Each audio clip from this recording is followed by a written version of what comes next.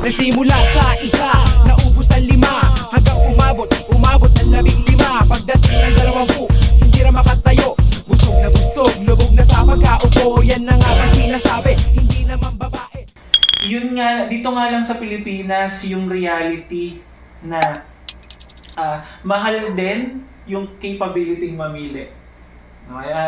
Lagi kong kinikwento sa mga kaibigan ko kapag kami ng fiancé ko, nagpakasal kami. I love you. I want to have a kind of living na yung magiging anak namin, malaya silang mamili ng gusto nila. Madaling sabihin yun, masarap pag-isipan yun, pero kung titignan mo, it would really need a lot of sacrifice from both of us. No?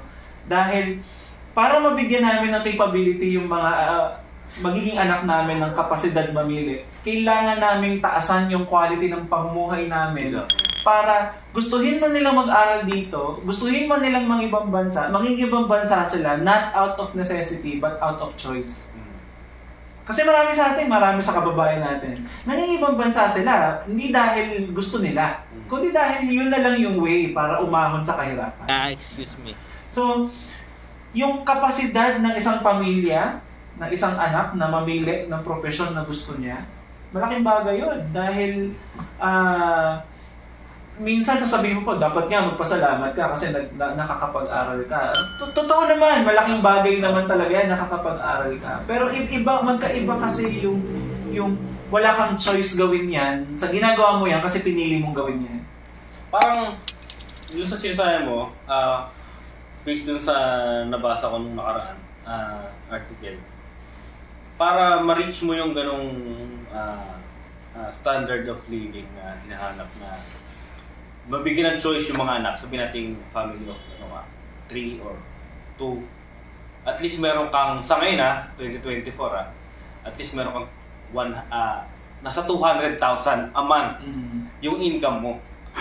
So kung wala kang kung wala ka sa ganung class o wala ka sa ganung bracket o sa ganung class, upper class yan o hindi mo mabibigay yung gusto mo para sa anak mo. So ikita-kita naman natin yung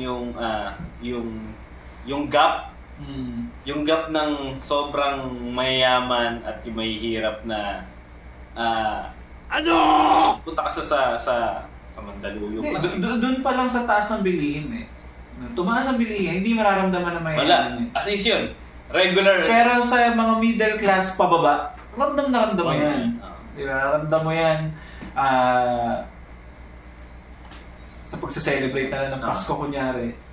Diba? Mararamdaman mo sa karamihan ng mga middle class na magbawas tayo kasi mahal ng ganito, mahal ng ganyan. No? Magkano na lang mabibili mo sa 1,000 pag nag-grocery ka? Ilang items na lang ang mabibili mo? Diba? Green o blue basket na lang yung dala mo nun.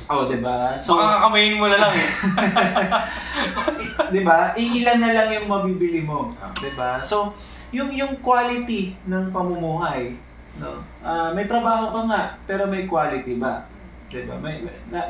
Yung standard ng pamumuhay mo, mataas ba yung standard ng klase ng pamumuhay mo? Kasi kung nagtatrabaho ka nga, pero kakailanganin mo pa ng 4-5 trabaho para masabi mong masustain ka, hindi rin naman ata quality yun. Kasi hindi rin lang naman kita yung tinutukoy natin. Yung mismong human person, kailangan may paglago din sa kanya. Even ang NEDA, ina-acknowledge yun. Yung tinatawag nating ambition natin 2040, di ba? Ano ba ang sign na ang bawat Pilipino ay maunlad na? At least man lang bawat pamilyang Pilipino may simpleng bahay, may sasakyan, may kapasidad magbakasyon. Kala natin ang pagbabakasyon luho lang yan, pero hindi. Mahalaga yun sa welfare ng bawat pamilya. Pero yun nga kaya siya nagiging luho kasi nga hindi lahat ng pamilya ay may capability na magbakasyon. Pero malaking ambag nun sa well-being mo. Dito lang, dito sa Pilipinas ganon yung malaki ang ambag nun sa well-being mo. Kapag hindi ka okay mentally, kapag hindi ka okay emotionally, do you think magagampanan mo ng mga isang trabaho mo? Definitely not. Kung magkaroon ka ng sakit sa mental health, nagkaroon ka ng depression, nagkaroon ka ng anxiety, may access ka ba sa pagpapagamot? mahirap din. Tayo pa namang mga Pilipino, karamihan sa mga kababayan natin, hindi tayo nagpapagamot kasi ang thinking natin, quote-unquote, gastos lang yan. Gastos lang yan. Matandaan lang sa ganitong halaman. Lola Remedios lang yan. Ay, sorry, nagbakit ako ng brand. Diba? Nabalikan ka? Lola Remedios. Diba? Itulog mo lang. Nasa balikan mo, Tai Chi lang yan. Diba? Baka sa lompas, kailangan... Baka sa lompas lang yan. Diba? So, makikita mo rin naman yan, even with the way we handle, for instance, with the way we handle COVID-19. Diba? Marami sa kababayan natin, akala natin, sukob lang sapat na. Diba? Pero, scientifically speaking, mukhang hindi nag-work. Diba? Pero syempre, suob na may kasamang dasal at pananalig sa Diyos, okay na yan. Diba? Ginawa ko na lahat. Ganyan. So, mukhang malaki din ang... Siguro later on, pag pinag-usapan natin yung kultura, malaki rin ang kinalaman ng tayo mga Pilipino sa pagiging quote-unquote matiisin natin. Meron akong naalala na nakakatawa siya dahil yung mga Pilipino, parang kadalasan ng mga mahirap na Pilipino, kasama ako doon, na pagkadating sa... Hindi naman? Hindi, kasama tayo doon. Pagka usapang politika, ina-avoid nila.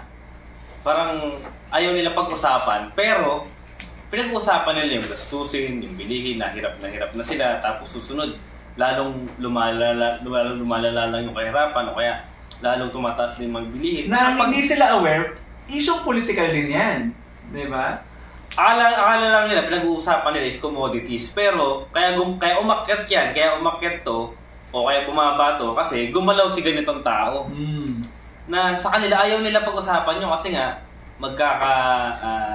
pwede magkakasama ng loob o kaya parang sensitive yung usapang politics eh. So, doon na lang tayo sa usapang gastusin. Excuse me. Pero, kung aalamin mo kung bakit umakyat yung presyo, Tol. ayaw na nilang pag-usapan.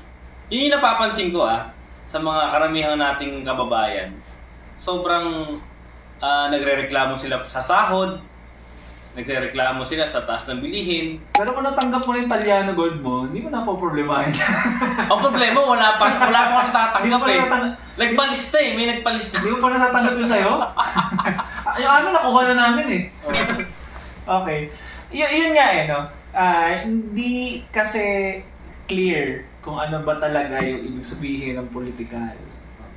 Dahil sa sobrang personalistic ng politika sa Pilipinas, nakasentro sa personality.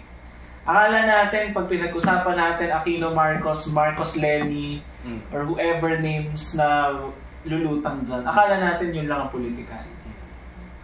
Ano kayo, pinklawan kayo, dilawang kayo, mga pulangaw kayo, we give labels. It's as if ang politika ganun lang, parang buo tayo grupo. No. Grupo ni ganto versus grupo ni ganto. Tama nga kami, mali kayo. Ganun lang, no? It's as if ganun lang ang issue ng politika. But magkaiba yung politika sa partisanship. Yun ang partisanship. Pinag-uusapan mo person to person. I like this person kasi ganito yung policy niya, gusto ko yung ganito niya, gusto ko yung ganito niya. Pero ang political kasi malawak siya eh. Yung pinag-uusapan mong presyo ng bilihin, access sa healthcare, hindi kami makapunta ng barangay kasi ganito, hindi ako makakuha ng birth certificate kasi ganito, kasi ang tagal, kasi hindi ako makakuha ng ID, hindi ko makuha yung ayuda kasi wala akong ID, bakit wala akong ID? Kasi nga ang hirap mag-apply sa gobyerno. Malawak ang politika eh. Hindi lang siya about names, pamilya. Hindi lang siya about Lenny Marcos, hindi lang siya about Aquino Marcos, hindi lang siya about person A versus person B. In fact, lahat ng pinagdadaanan natin sa komunidad, lahat ng nararanasan natin sa komunidad, hirap sumakay ng tricycle, hirap na bakit bumabaha sa komunidad namin, bakit ang baho, di ba? Bakit ganitong oras pinipick up yung basura sa amin, bakit ganito yung paraan nila ng pag-pick up ng basura sa barangay namin. Lahat yan, usaping politika yan. No? Hindi man natin makuha, pero usaping politika yan. So, hanggat hindi nagbabago yung pananaw natin sa politika at hanggat hindi nagmamature yung pananaw natin sa politika, may hirapan talaga tayong umunlad. Kahit anong diskarte yung gawin natin, may hirapan tayong umunlad. At may hirapan din tayo kung limitado yung pagtingin natin sa pag-unlad. Kung ang tingin lang natin sa pag-unlad ay economic lang. Of course, economic is one. Isang aspeto, isang area ng pag-unlad, economic. No? Siyempre, yung may buying power ka, no? Yung may capability ka din na bilhin or access doon sa mga bagay na na-access ng money. Pero hindi lang kasi economic ang ang kasaganahan at kahirapan. Kung ang kasaganahan ng isang tao, kailangan nag-uumpisa yan sa kanya mismo, yung flourishing ng isang tao. Kailangan may paglago doon sa isang tao. At magiging malago yung isang tao kapag yung environment na ginagalawan niya maayos din. So, na yan ay matutugunan ng malaki kung ang politika natin ay maayos. Agree, sir. Kasi yung idea na marami, pwede kang humataw ng mag-isa na hindi mo kinonsider yung mga nabanggit mo, uunlad ka individually. Pero yung maraming Pilipino rin na hindi parehas ng pag-iisip ng mga umakyat is may iwan. So, umakyat man yung iba o yung ilan o ikaw, pero may maiiwan at maiiwan. So, yung question na bakit maraming mahirap na Pilipino, andun pa rin. Kasi hindi nyo kinonsider itong isang factor o itong mahaba, malalim na area na to, which is yung politics. Yes.